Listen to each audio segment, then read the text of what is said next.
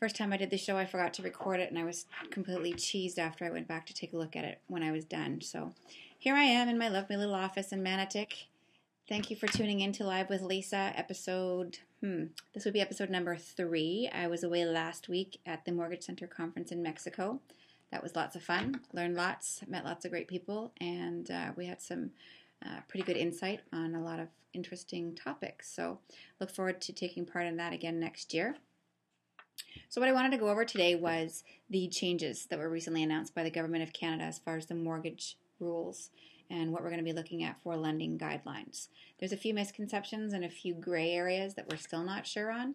And if you have any questions that you want to ask me throughout the chat, you either have to log in with your Facebook or your Twitter account, or you need to go to Ustream, the account that you just probably logged in to see me with. Open your own account. It's free. Just takes a second. And then you can log into the chat room and I can answer your questions from there. So I'm going to let you to go to that while we take a look at some of the changes that are going to be coming in.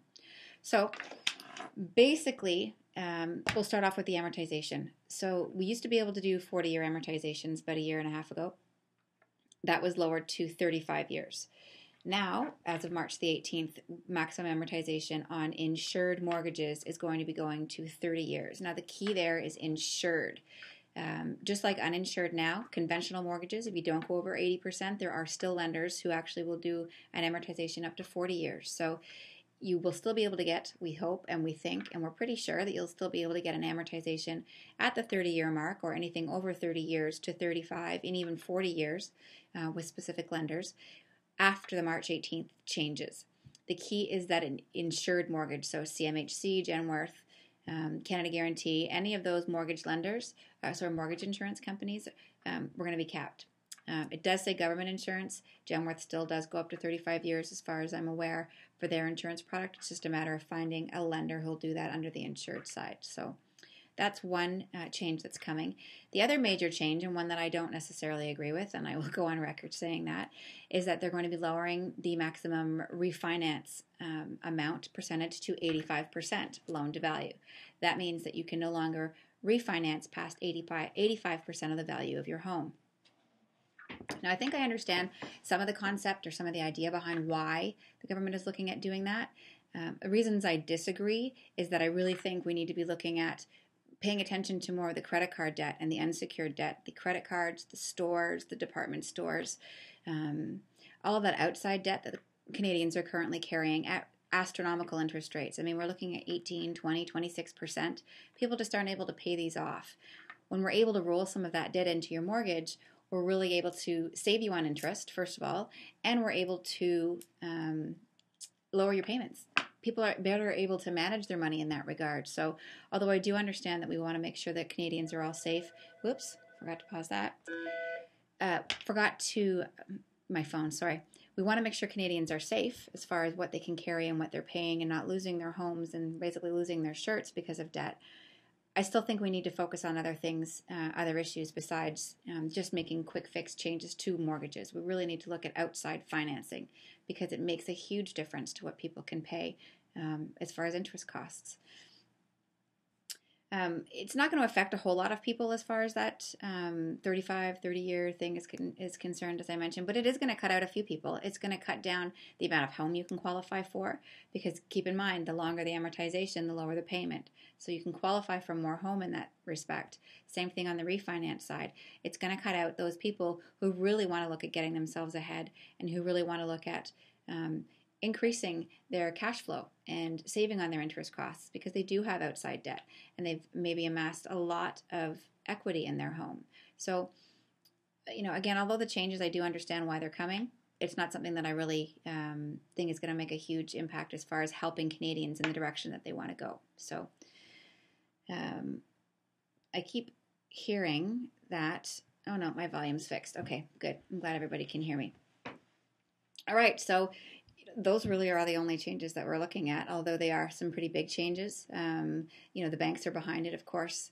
I'm not sure that all the Canadian public has been really made aware of the impact it's going to have on the borrowing capabilities.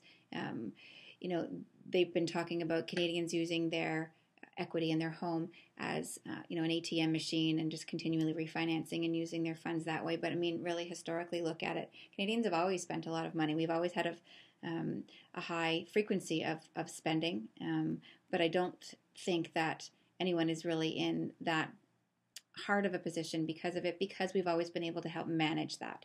So, you know what?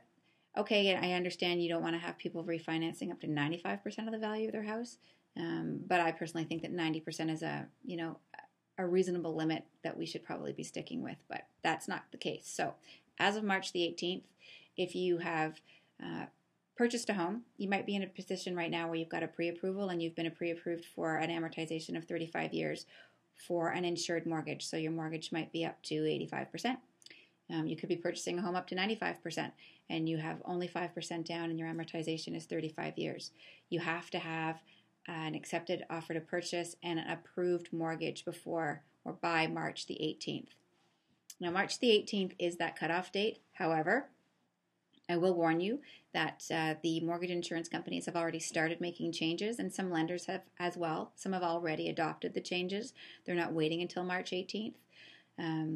They won't come right out and say they haven't changed it, but we are seeing a trend in that, the underwriting guidelines and what they're looking for, and the deals they're willing to accept either on the refinance side up to 90%, or amortizing up to 35 years for certain cases. They're being scrutinized more. So the official rules don't change until the 18th of March. The unofficial rules, some lenders have already started looking at it already, as well as the mortgage insurance companies. So if you do have a purchased home by then, get your offer in, get it approved.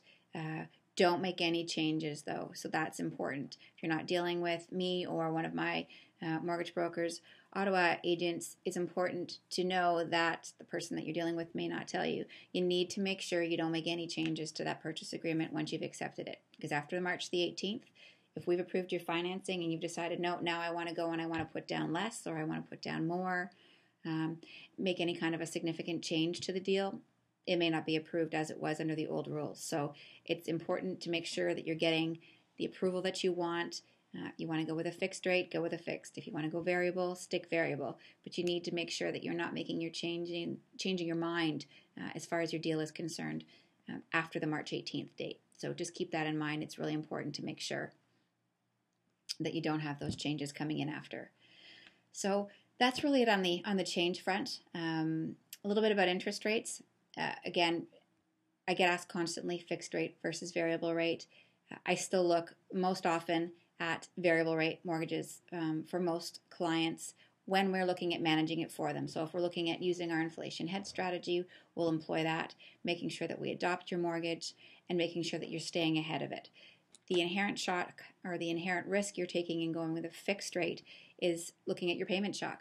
What happens in 5 years' time if you've taken a 5-year term and your interest rates now have gone from 3.6% to 5.5%? It's not unreasonable to think that that could be there, could be at 6% in a 5-year period. That's going to be a significant change to your payment and your cash flow. So you want to make sure that you're building in a cushion to make sure that you can afford that payment shock as it comes up and when it comes up.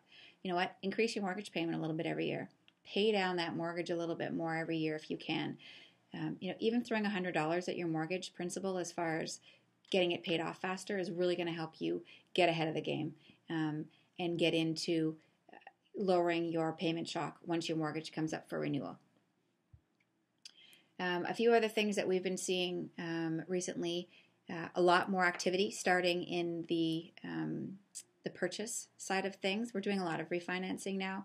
Now is an excellent time to take a look at maybe what you've done with your budget. Christmas time tends to be a time of year when people will spend a little bit more than they may have done throughout the year. So we do a lot of needs analysis. What are you looking at achieving with your mortgage? How's your cash flow? Do we need to fix it? Are you on track to get your mortgage paid off when you want to pay it off? Maybe you're looking at buying a summer property or a cottage property. Now's the time of year when we want to start taking a look at how we're going to fit that into your budget.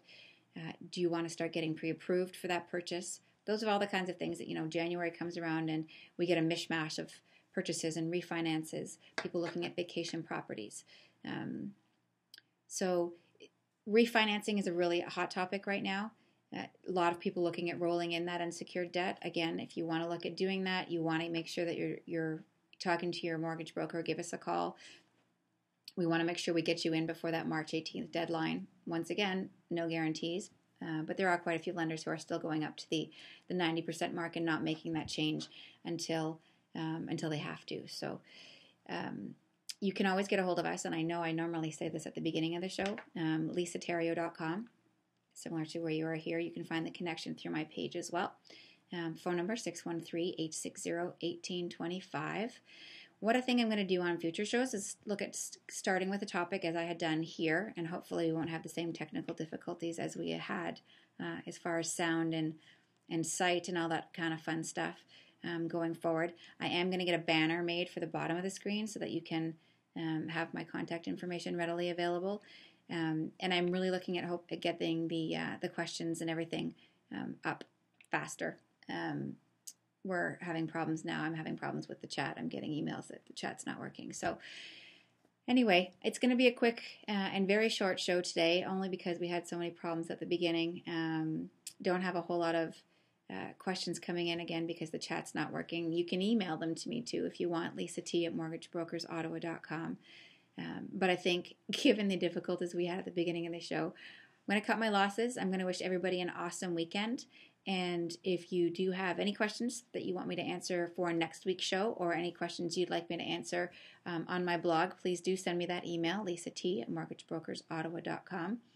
Or you can visit me on my website and blog, lisaterrio.com/blog. So have yourself an awesome weekend. I think it's supposed to be a little warmer than it was last week. Stay warm, have fun with your families, and we will talk to you next week. Thanks for tuning in. Bye for now.